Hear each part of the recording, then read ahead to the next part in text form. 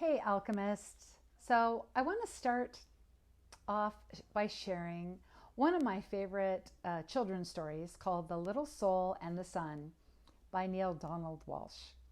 And it is basically about a little soul who is in the light and in the love of the all. But then one day it occurs to this little soul, well, what does it even mean to be in the all, to be in the light and in the love? Like, what does it mean? Because the little soul knew that they couldn't imagine what it meant to not be in light, to not be in the love, to not be in the joy of the all, right? It's like trying to imagine chocolate ice cream if you've never had ice cream and you've never had chocolate, right? So this little soul decides to do what many souls have done, and that is take a physical incarnation on planet Earth to play the game of remembering itself through its experiences on this planet, right? The game here to remember who we really are. And one of the best ways that we do that is through our relationships with others. So this little soul goes and tells all the other little souls, hey, guess what I'm going to do? I'm going to go to planet Earth and I'm going to live a life. And I'm going to learn what it means to not be in the awe. And all the other souls are very happy and excited. But then the little soul says, and I've chosen my theme. It will be forgiveness. Now the other little souls are like, whoa, yeah, that's a challenging one, but that's very exciting. Good for you. But the little soul says, well, I can't learn about forgiveness all by myself though.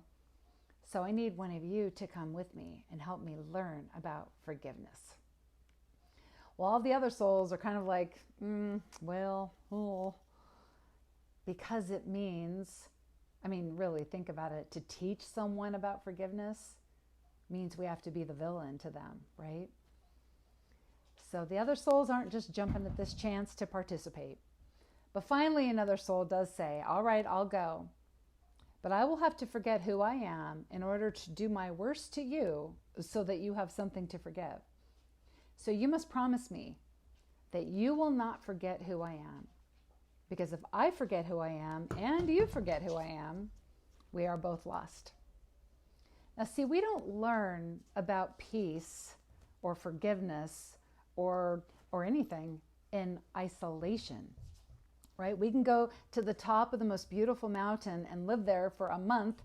And what would we have to forgive, right? How would we have to find peace? Because we would just be at peace there, right? So we have to come back into our life where we have the challenges all around us, right? We have the contrast of what it means to not have peace in our heart, to know what it feels like to not be able to forgive. See, we can't experience the fullness of who we are if we are not challenged to face the contrast of that. We need others to discover our truest selves, and they need us, right? Sometimes we play the villain, right? One of my favorite authors, Carolyn Myss, said in one of her workshops, somewhere someone's going to a seminar to get over you, right? So we are here to be of service, and we are here to help each other discover a life in joy. And we give each other the opportunity to practice, sing the divine in all things, in every person. So today I want to talk about why we are actually better together, right? No matter how we eat, vote, pray, or parent, that doesn't matter, right? So I'm going to talk about why we are better together, but also the power of love in this sacred community that we are in here on planet Earth. Now, when I talk about the power of love, I'm talking about big cosmic love, right? The kind of love, the love, capital L love, that is everywhere present. It is all encompassing and it does not reject any aspect of itself, right? Big cosmic love accepts everything in existence because everything in existence is an emanation of that big cosmic love. Now, human love is a little smaller. It's a lot smaller sometimes because human love is filtered. We decide we'll feel divided or we will reject something because we don't like what somebody did. So we reject them. I don't like how you eat, vote, pray, or parent, so I reject you. Now, this is why when teacher Yeshua came to give a new commandment, he says this new commandment is that you must love each other as I have loved you. Right? That was the new commandment. So how did Yeshua love compared to everybody else, right? Yeshua aligned with the Christ consciousness within him. And when I say Christ consciousness, it's even older than the time of Yeshua. Before that, it was known as the Jehovah consciousness or the I am consciousness, the great I am consciousness. But this consciousness is just when we are aligned with the divine expressing as us and we are in harmony with the mind of the divine. Our thoughts are in harmony with heaven. Now, Charles Fillmore, I love his expression of the divine love, I think, the best when he says, love is the great harmonizer and healer. Love is a great harmonizer and healer because when we see God in all things and we align with the divine, we no longer need to be like-minded to get along with each other. Right? Love is the great harmonizer and healer because we become accepting. We don't have to be the same. We don't have to eat, vote, pray, or parent the same to get along because now we have a welcoming and loving heart. We don't need to judge others. We don't need to set someone straight. We just trust the activity of God within them.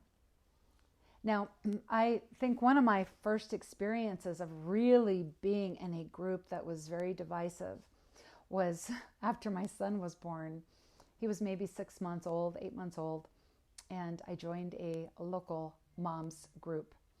And in this moms group, they were all ages of babies, although most of them, I will say, were pretty young. But there were different parenting styles in this group. And we all kind of, after the initial getting together and like, how's everything going?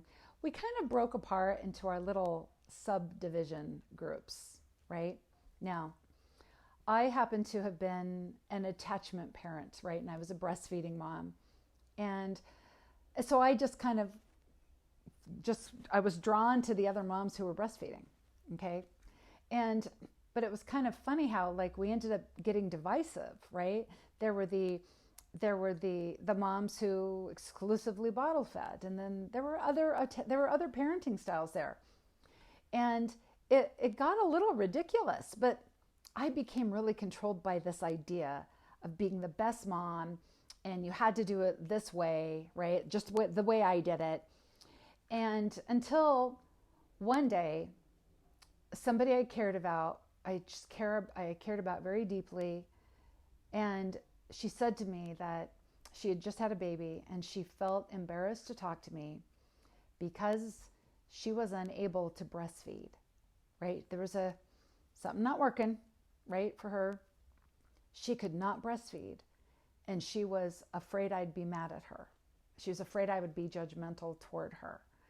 And so in that moment, I had a bam kind of feeling.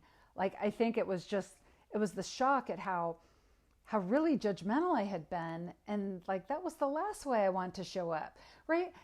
The last thing a new mother needs is some other mom with 6 months more experience at mothering than her, right? Who, like, I didn't know everything. I just thought I did. So I was super judgmental, but I didn't want to be that judgmental mom that like other moms were afraid to talk to, right? Especially if it was a mom feeling sad or worried or overwhelmed about something. So I immediately just, boom, got this rewiring. And I just realized I just wanted to be loving and accepting.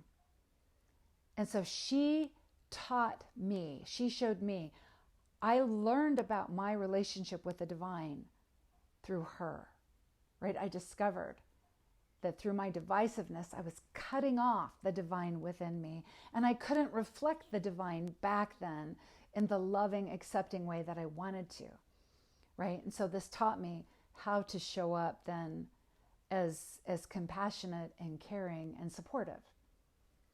You see, we need each other. We learn through our relationships how to love like God loves, right? To love as God loves. And this is how we call forth cosmic love.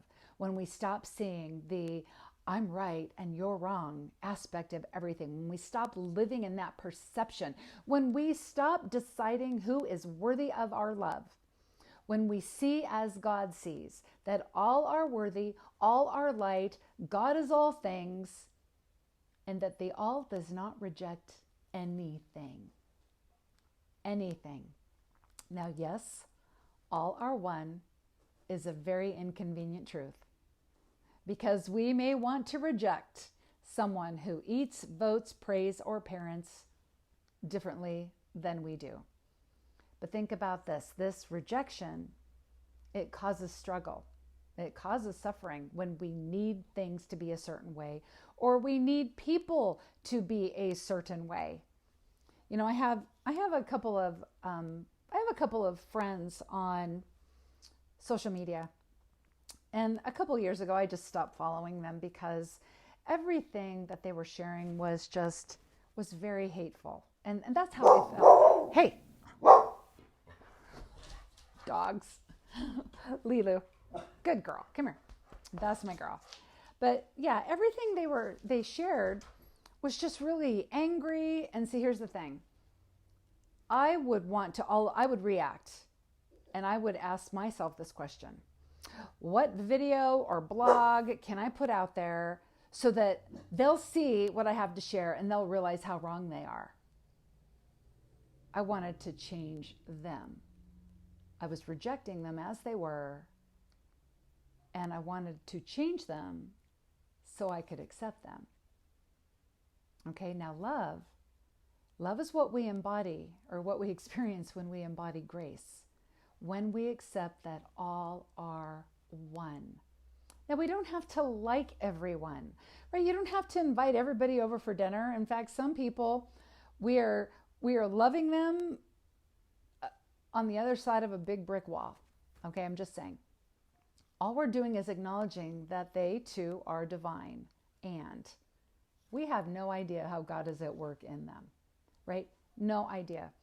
Now, with this recent experience of mine, right, recently I do see one of these friends on social media sharing the same old stuff they always share, right? And I'm just like, why did I even look? I don't even know why. But I found myself going to that same old place. What kind of video could I make so that they would see my video and they would change how they think and act in this world, right? And I was like, whoa, I just did it again. I rejected them. I wasn't seeing the divine in them. So I asked myself this question: how can I experience and express and embody big cosmic love? How can I have the feelings of accepting them because I'm just recognizing the divine in them? I just recognize the divine. So I'm not feeling that rejection. I just feel love. And I asked that question, and then this thought popped into my head, like, wow, Deanna, check it out. They're showing you where you need to really up your game. That's what they're doing. They're showing you where you really need to up your game to practice big cosmic love. And I realized, like, wow, that was an experience that forced me to really look at myself so I could decide I wanted to embody grace, right? So I could be accepting. Now, here's where we become better together, right? We're learning to accept God is all things. And yes, this is hard, right? It is very challenging up leveling our game, right? And it's why we call it service. Living in service means we're being a good example of how all this works. And of course, with unity, I would say that this, right, how all this works, it's living in our principles that God is all things, and that means me. And I create my experiences through my way of thinking and acting. And when I align myself with the divine within, I connect more deeply to that. And knowing all this is not enough, we must live this, right? We give ourselves a spiritual fitness practice. We don't have to try to change anyone's mind. We don't actually need everybody to think just like us. We don't need to monitor other people. We don't need to set anyone straight. We don't need to fix anyone, right? Imagine all the weight that we carry when we feel responsible for how others show up in their lives, right? When we feel responsible to convince them to show up how we want them to. And then I thought about like my recent experience, and I thought, what a weight that my friend is carrying, thinking that they have to convince everybody to think just like they think, right? To vote just like they vote. What a heavy, heavy weight that they are carrying because they don't trust in the God within them. They don't trust within the God within others. They don't trust this world that we live in. But when we are living in service, right, which is being an example of how all this works, we know that no matter what, God is at work in all things, right? Even in the people who eat, vote, pray, parent differently than we do. God is unfolding through all of that. The power that creates the worlds is expressing through all of that, right? Creative source energy is expanding through all of that. Our only job is to align with the divine within and demonstrate the good that comes from that. And that feels so much better than worrying about what everyone else is doing. When we shift our attention to the light within ourselves and others, this is when we up-level our game. We become a force of good for each other. And this is the power of our sacred community. So here is our call to action for this week. I have an affirmation, right? I'll say it once and then we'll say it together. I am a blessing to others by being myself. I am a blessing to others by being myself. Rabbi Michael Berg, who wrote the book Becoming Like God, said, "You have the same essence and therefore the same potential as God. You are destined to become like God. So keep asking yourself, am I like God yet? Am I? Am I like God yet?"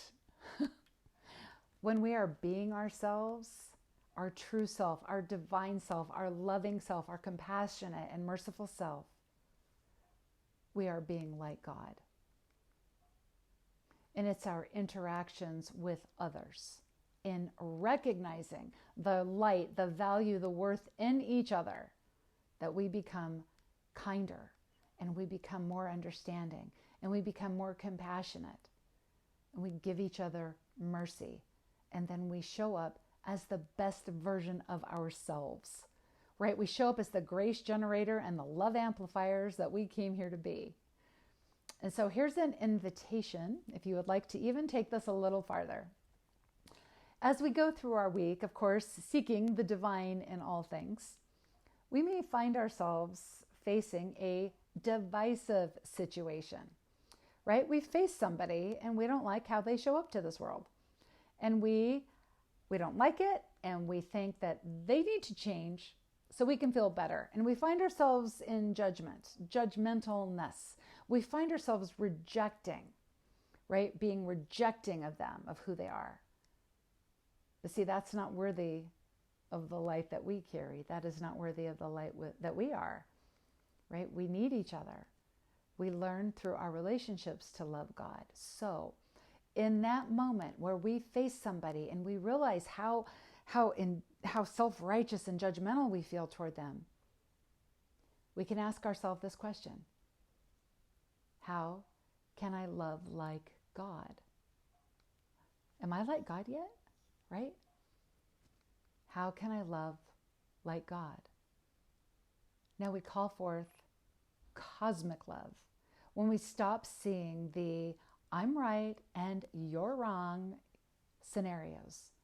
When we stop deciding who is worthy of our love, when we see God as God sees, that all are worthy, all are light, right? We ask the question, all right, how can I love like God loves? How can I embody grace so I see God in all? How can I do that? How can I embody the graces so I see God in all things? And of course, in our energetic system, the first two graces are the grace of reverence and the grace of piety, the grace of seeing all of life as sacred, and the grace of practicing devotion to seeing all of life as sacred.